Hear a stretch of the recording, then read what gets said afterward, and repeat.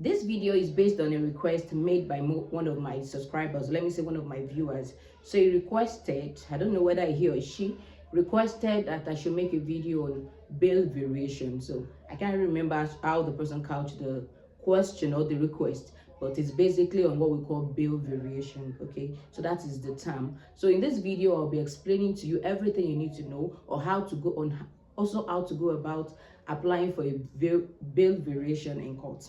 Okay, so let me start by saying that bail is a constitutional right, and this is because of the presumption of innocence.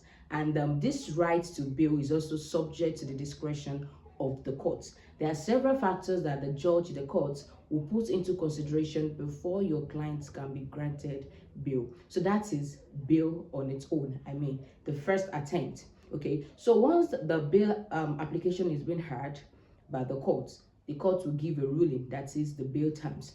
So in a situation whereby the bail terms are stringent, that is the applicant, the accused person, finds it difficult to meet with the bail terms, so that is when a bail variation comes in.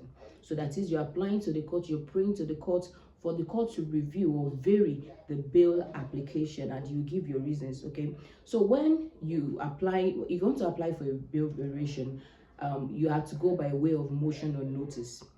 This person actually requested for a sample, but I don't have one handy because I'm recording this video during the holiday, so I don't have one handy. Bail variation application for it is just, as you can use the precedents you have for your bail application, is the same thing.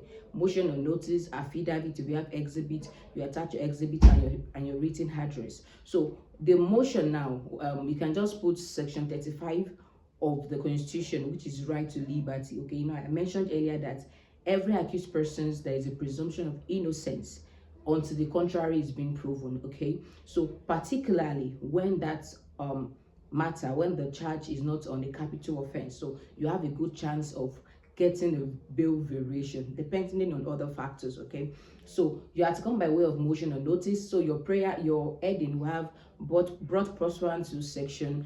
You need to check, if you're in Lagos, you need to check the ACJL. If you're in Abuja, you need to check the ACJ, you need to check the applicable laws. But generally speaking, you can use section 35 of the 1999 Constitution of the Federal Republic of Nigeria as amended. Okay, so part of your prayer, you know, there will be a part after the first paragraph of the motion, there will be a part to just put that another of this honorable court varying or reviewing the bail terms of the applicants. It's as simple as that, and for such further orders. Okay, so then you come to your affidavit. So you need to tell the court why you want this bail variation. Is it because the applicant finds, that is the basic reason actually, that the applicant finds it stringent and as such could not meet with the terms. You know, you can now have things like maybe health conditions, like since it's difficult to meet with this health the terms, and the applicant is sick, and probably they don't have the adequate how can I put it now, medical intervention that he needs at the prison or wherever the person is. So those are the facts you need to put in your affidavit. Okay, so that affidavit will be different, just like the motion too. The prayer will also be different, like unlike the motion for bail, but it's still the same format. I'm just trying to explain now, since that person requested for a precedent. So the motion, I've dealt with that. So the affidavit, you need to put reasons why you want the court to vary. So you talk about the particular aspect you're having challenged. Probably the court demanded for a level 16 officer, and you feel the applicant cannot get such person. So you make the court to know, and you can even tell the court, like, the applicant has made attempt but has been able to get a level 14 officer or level 13 officer instead. So you put those facts. You know, affidavit is just based on facts. You put those facts in your affidavit. Okay, so you need to understand that Superior Court has made a lot of verdicts on the fact that bail is to make sure that the accused person comes back to the court for hearing, like anytime the matter is being called.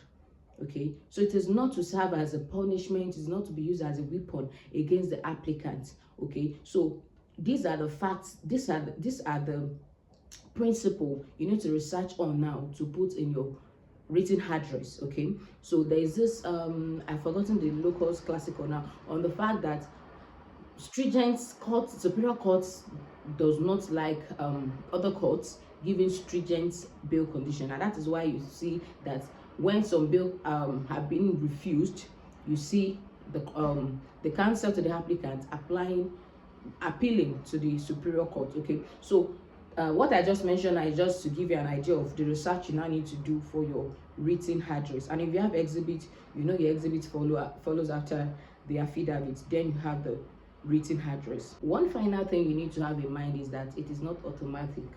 The fact that you're applying for variation of bail or bail variation does not mean the court will grant it. Just like bail application, it is not all times that the court grant application for bail. They may have their own reason, and like I said, the reason for bail is for the accused person to always be present, to give liberty pending when the matter will be determined. And since there's a presumption of innocence, for the person to always go based on that presumption of innocence, and the bail is just to make sure that the accused person would always be available in court, okay, not to serve as a witness. So what I'm trying to say is that it depends. The judge could see like, oh, probably based on the fact of the matter, for someone who has jumped bail, probably at the police or at the NDLA, and they have fact that while the person was given bail, administrative bail, the accused person jumped bail. These are the facts that could affect the court not to grant bail, the court's bail.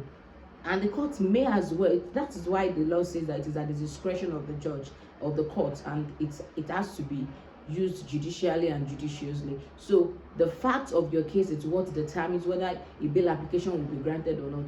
If a bail application is granted, if you now find it stringent, it also depends on the facts before the court can vary that bail application, particularly the nature of the offense. Is it a capital offense?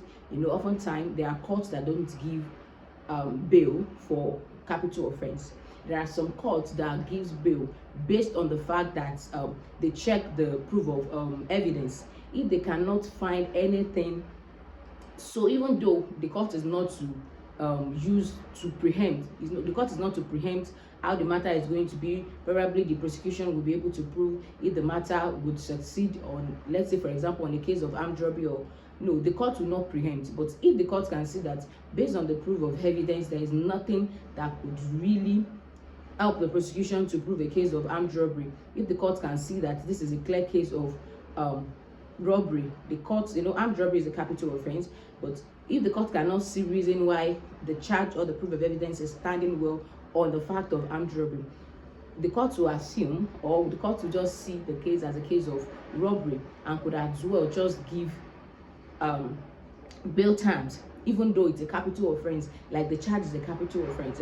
Sometimes the prosecution just find their way of just framing a charge up, and the court will just declare that the charge cannot fly on that aspect, which means most likely the offense will be reduced to something lesser.